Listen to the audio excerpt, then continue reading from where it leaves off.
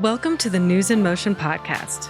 Over the next several months leading up to the midterm elections, Gail will focus most of her podcasts on equipping and educating voters and encouraging people to register to vote. Gail is also available to serve as a community speaker on voting and civic engagement. If you are interested in working with her, email Gail at newsinmotionwithgail@gmail.com to schedule her today. If you're a candidate and would like to join Gail for a segment or submit your advertisement to be aired for a fee, email newsinmotionwithgail@gmail.com. Now for today's podcast. Well, hello, everyone. This is Gail, and I'm so glad you decided to join me today. I'm going to be talking about strategy session with Gail Dudley, AKA we got to get ready to vote. If you have been listening to any of the News in Motion segments, Monday through Thursday, you have been hearing me over the last several weeks talk about that the midterms on November the 8th, 2022 are probably the most important midterms of my lifetime, of our lifetime. It's that serious, y'all. It is that serious of what's going on out here. And I just want to come together and talk about a strategy because it's beyond just going into your polling location and making a vote without doing your research, without understanding what's on the line, without doing any of those things. Now, some people will push back on me because there are people who are, I'm straight Democrat, I'm straight Republican, or they're in the middle independent. We cannot forget the Green Party and the Libertarians as well. Now, for those of you who've been following me, you know I lean towards the Democratic side, but I can honestly say I have voted for Republicans. I have, and I've done that based upon my research. So this next slide here, if you have the slides, and we will be sending this presentation to you if you signed up for the webinar. This is also going to be uploaded to the News in Motion podcast, which comes out every Friday. This particular segment will come out on this coming Friday, June the 3rd. So if you missed some things, you want to go back and listen to some notes or to take some notes, this will be available Friday morning by 6 a.m.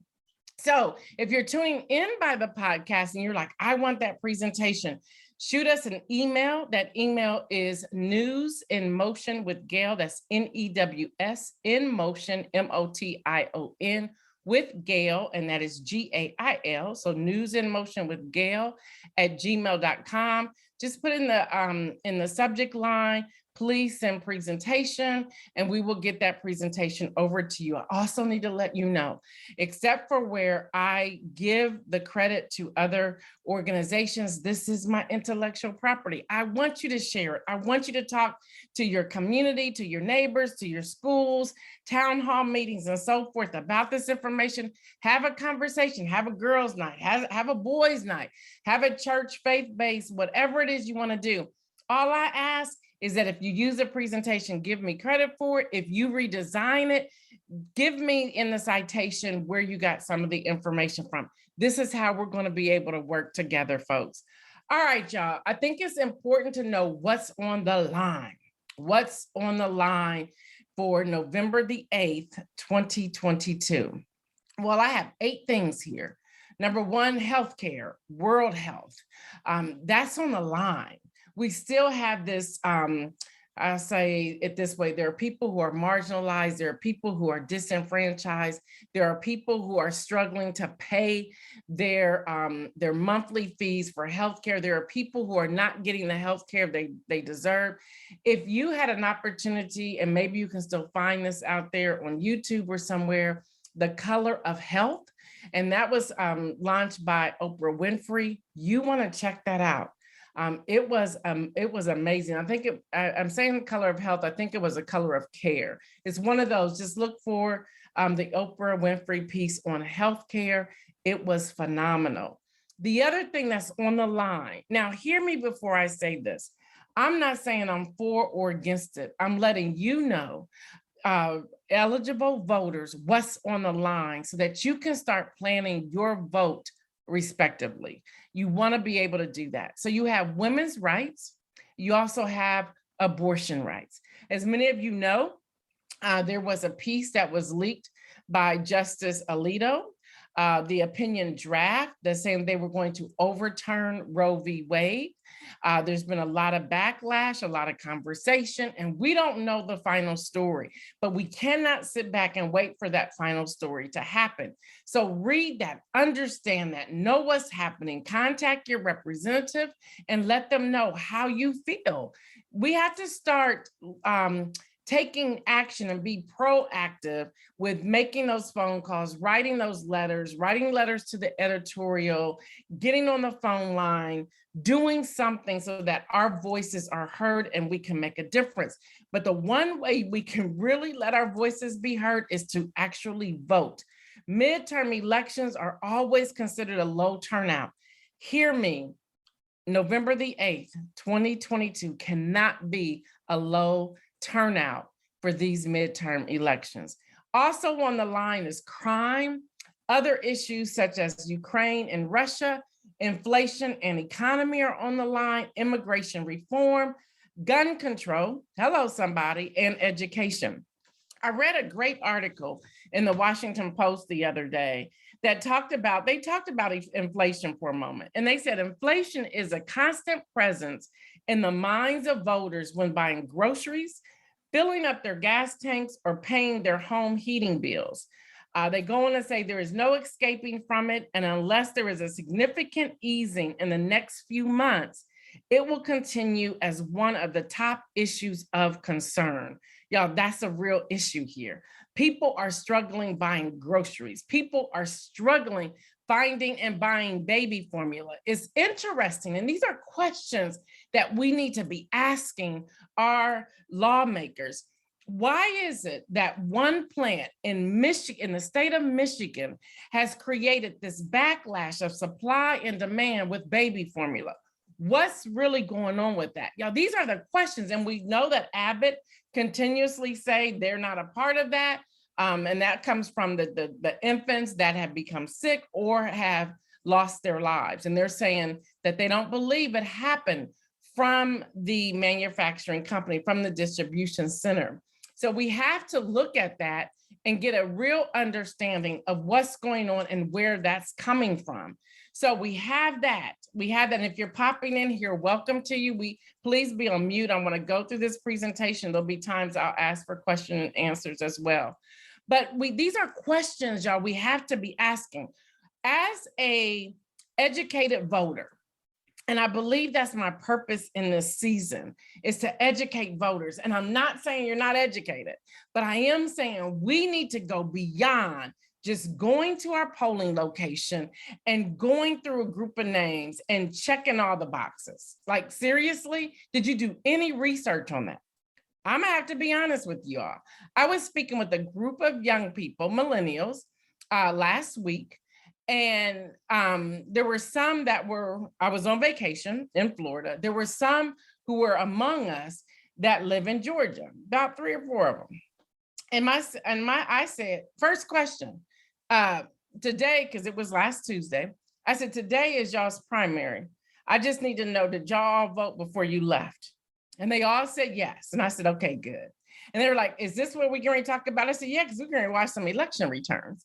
And so we had a conversation. So one of the young people said, and I should say millennials, and they in their 30s. One of the young people said, I didn't know everybody.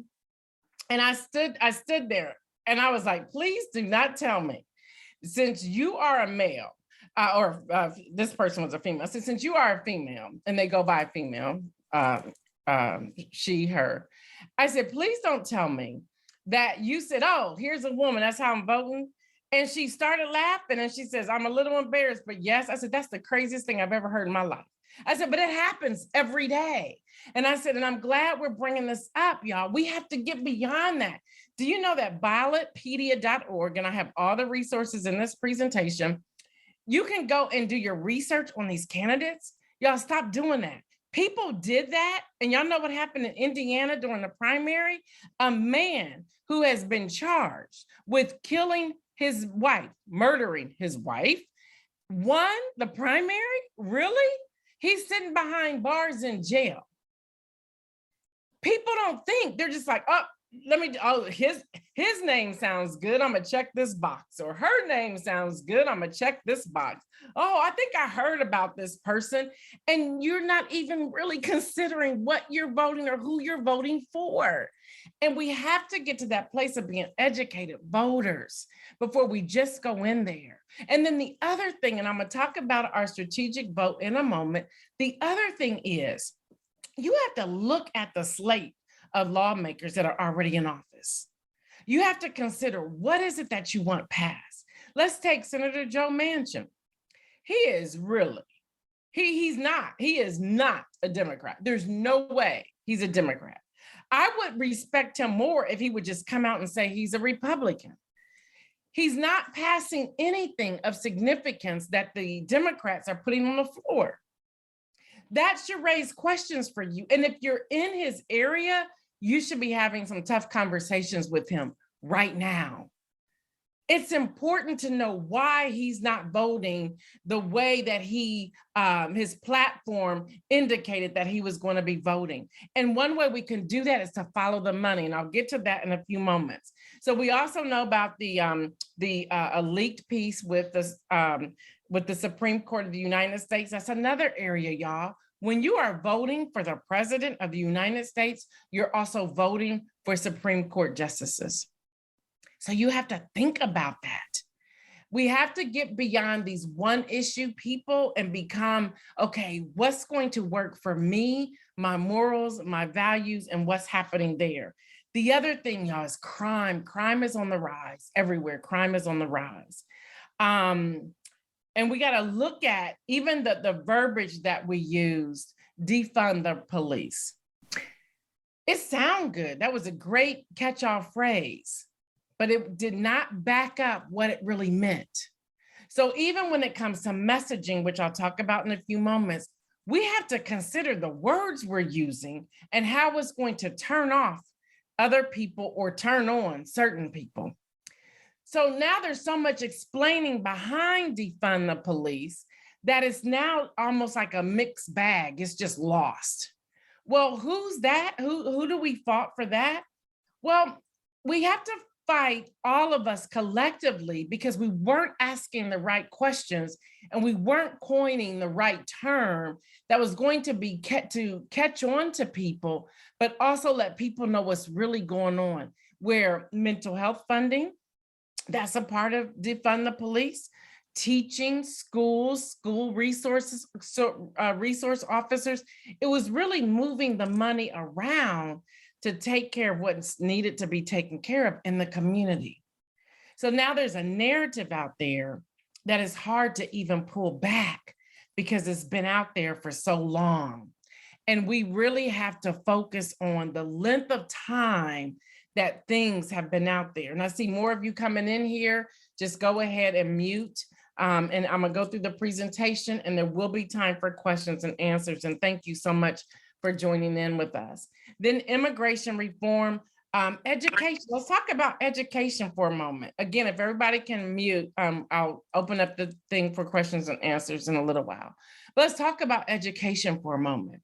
We see in Florida, it's also now happening in Texas and in other places where they're banning books. They're banning books that our children, grandchildren, great-grandchildren, nieces, nephews, cousins, or whomever are reading. They're trying to silence the fact that slavery really did happen. They're trying to silence the fact of discrimination is real. They're trying to silence the fact of women's rights and women's voices and women's suffrage and becoming a feminist. They're trying to silence the LGBTQ. Just all of this they're trying to silence. And we need to say, whoa, why is the government that in tune to what's happening in the schools? Shouldn't that be school board? Shouldn't that be superintendent? Shouldn't that be local government? What's going on here? But y'all, this is all about voting. So even now, we should be looking at someone like a Greg Abbott or someone like a Ron DeSantis, the governor of Florida and governor of Texas, saying what's happening here. And if you're not liking what's happening, you send money to their opponent, such as Beto O'Rourke. I'm gonna get to messaging in a moment because messaging is key. It is so key. And that's where I believe certain people are failing. And then gun control. We all witnessed and heard about what happened in Buffalo at a Tops grocery store. We have since learned that the murderer who killed all of those amazing, brilliant Black and brown people, many of them older than age 50, that he had a plan. He was going over his manifest in the white supremacist online chat room that's come out. There's just so much that's coming out. He had a second location he was planning after he left that particular grocery store. And why does he even have tactical gear? And why does he even have that particular gun force, and drove miles upon miles to do what he did after identifying Black zip codes? These are questions that we need to be asking our representatives. And then we go to Uvalde, Texas elementary school, 19 children and 2 teachers. And then from grief, the heart attack of the husband of one of the teachers when it was 78 minutes. Y'all, these are the questions that we need to be asking. And as I shared on News in Motion this morning, these are questions not only we should be asking, but these are questions that we should not stop asking until we get some answers. So these are just some things that are going to be on the ballot. Now, are you going to see these on the ballot as categories that I placed here? No, but you need to understand, we need to do our research and understand the people who are running for office, where they stand, and if it aligns with what you believe in. So town hall meetings and messaging.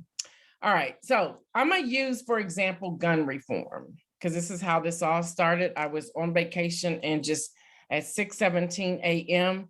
That morning, I sent this out saying, if you want to join, to tune in. I was in tears. I was weeping. I was frustrated. I considered for a brief moment running for office myself. And I had to tell myself, nope, I can do better work on this end. So you have the NRA. Let's really understand what's happening here. You have the NRA, and it's about money, folks, to the lobbyists, to the senators, and to candidates. And it's about that money. But I'm here to tell you all, if we would really be strategic, we could shut that down. I know people are thinking, girl, you crazy. No, I really believe we can. 435 seats in the House are open on November the 8th. 35 seats in the Senate. Y'all, we can make a difference. But we have to be willing to use our voices. I ain't hating on guns. I have them in my own house. My husband is a former police officer, but he doesn't have an AR-15. He doesn't have any of that. But you come up in my home, you're going to get popped. I can guarantee you that. But listen, it's not the guns. It's, why is this child buying all this tactical gear? Where are the questions? Even the gun business owner of the murderer who bought the gun and shot the 10 people, killed the 10 people in Buffalo, he said there was nothing on the system that gave him any red flags that he should not be selling this gun to this person. Now, there's a problem with that. And y'all, we should not be afraid to talk about the problems. The senators, and I got a list, so hold on. And I went and grabbed it from bradyunited.org. Mitt Romney, 13,647,676. He's on the top of the list, people. That's what he's getting. I'm not going to go through all of them. Richard Burr, Marco Rubio, 3 million. Joni Ernst, 3 million. Tom Cotton, 1 million. Josh Hawley, I should say 1,391,000. Hold on, I got more. Marsha Blackburn, 1,306,000. Mitch McConnell, 1,283,000. Chuck Grassley, 226,000. Ted Cruz, 176,000. Y'all, they're on here. I got more. Don't worry. Rand Paul, 104,000. You're probably saying, how'd you find that? Y'all research. The moment you get a candidate or see who will be your representative, your lawmakers in your area, start researching them. We should all start researching our representatives right now before we go into those polls on November the 8th. All of this information is public knowledge, but we don't take the time. And dare I say this, here's more names. Susan Collins, 19,000. Here's the lower end. Let me get to this and I'll come back to what I was going to say. This lower end, this is the last of the people who are getting this massive money from the NRA. They can be swayed.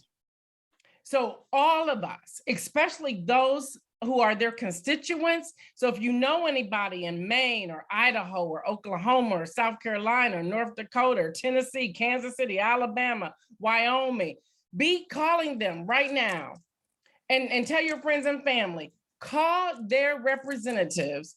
These people right here can be swayed. Right here, we could get gun law reform, but we have to do the work. We have to do the work. So going back to what I just shared there a moment ago, we have an opportunity to not only research these individual people, but we need to be asking the tough questions. Like, why are you receiving 1 million, whatever dollars? Let me go back here to Mitt Romney, because that's a question. 13 million. Why are you receiving $13,647,676 from the NRA? Why? Because what they're doing, Mitt, they're silencing you. You can't move because you got to get an okay from them. Many of you wonder why News in Motion doesn't go out and get sponsors. I'll tell you why. Because then we will have to be submissive to them. And we have talked with people and they said, well, if you will stop talking about this, well, nope, not doing it. That's the problem now. We are being suffocated by what we can and what we cannot say. Y'all, this is dirty money and we need to be following the money. And again, there's nothing wrong with having guns in your home. I told you I have some in mine, but I don't have AR-15. I really don't. And nor do I have tactical gear. So y'all, these are questions, these are examples I'm just trying to share with you so that we can be better informed and ready to go out and do what we need to do. So y'all, we need to know the strategy, okay? We need to know the strategy. Here's a few key pieces that I want to share with you with the strategy. Analyze, who are our allies? Who are they? Who are they? And let me just share this with you. Now, many of you know I graduated from the Center of Progressive Leadership. It was an amazing 9-month course. We went out, we were talking about campaigns, fundraising, what to look for in groups, organizations, how to run a campaign. I could really run somebody's campaign. I could be somebody's amazing campaign manager. I really could. I could really be a great consultant for these different parties. I really could. And yes, I'm kind of like propping myself up, but Derek Holmes is on here. He could tell you that's true. I could. So when we're looking at allies, we're looking at how organized groups who are critical to our thinking about alliance building. So we have to align ourselves up with allies who's going to speak for us and making sure the messaging is clear. I'm gonna get back to that messaging in a moment. Then we look at the opposition. These are organized forces supporting the opposing agenda. Y'all, when you're voting, it's not just about what you want. You got to see what else is happening and the messaging that is out there, the platforms that are out there. Take, for example, Texas, the state of Texas. If you're following the Supreme Court, and I would encourage y'all to sign up and get their newsletters. They come out every week. And this is straight from them, so you have factual information. Right now, they blocked a measure of House Bill 20 in Texas, where they wanted to censor people on social media. I was like, what? I was like, I'm confused because Y'all were just talking First Amendment rights. So how are we now censoring people on social media? And why is Texas talking about that when you have 19 children and 2 adults murdered in Texas? Help me understand that. Let's talk about that first. And by the way, talking about what's happening there, I also reported on News in Motion how the chief of the school system police, how he was sworn in as a city council member in Uvalde, Texas on yesterday. Well, what legislation is out there that while we investigating something, you can't be sworn in to city council? Y'all, these are the things I'm talking about. These are the questions we need to be asking and make sure there's laws and rules in place that deal with these things, identify these things, and put a stop measure on some of these things. Now, I'm not saying he should not be on it at all, but let's pause this for a moment until we complete the investigation of what happened with these 19 children and 2 teachers, and why it took you 78 minutes to get your people in there to save those children. Let's talk about that. Let's talk about that. So then we have groups. A lot of groups are unorganized, so you have to look for these things. If they're saying, hey, just meet me on the State House lawn at 9 o'clock on Saturday, you should be saying, for what? What are we going to be doing at 9 o'clock? What's the strategy? How are we going to continue that? I'm getting ready to probably hurt some feelings, but I'm going here too. George Floyd, may he always be remembered. His death created a movement across the world.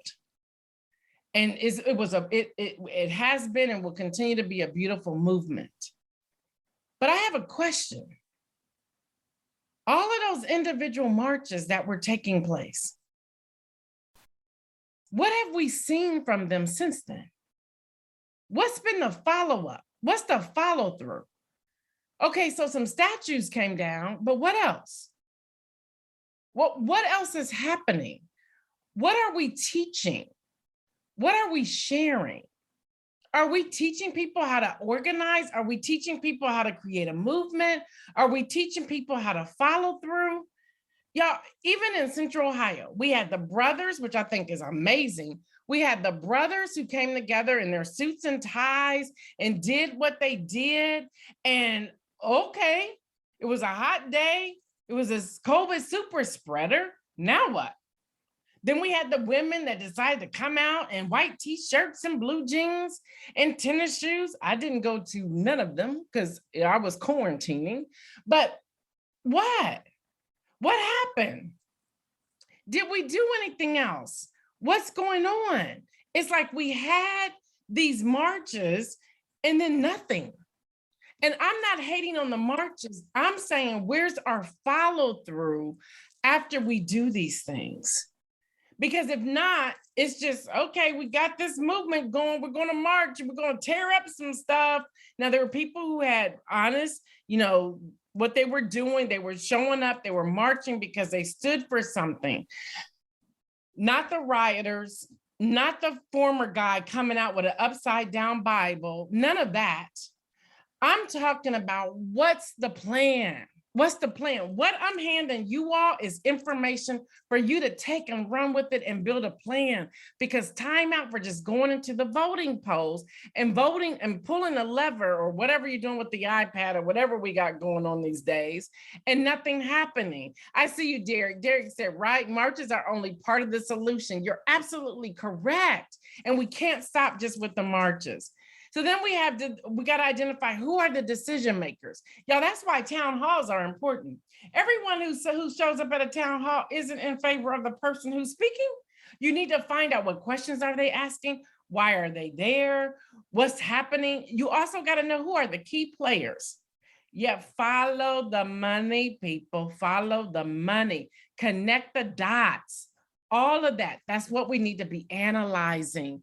Y'all, I'm telling y'all, November the 8th is probably the most important midterm election of our lifetime. Now, we got to listen for the narrative. We got to listen for the narrative. I got so many papers up here. Let me just go through this. And this comes from the Center of Progressive Leadership.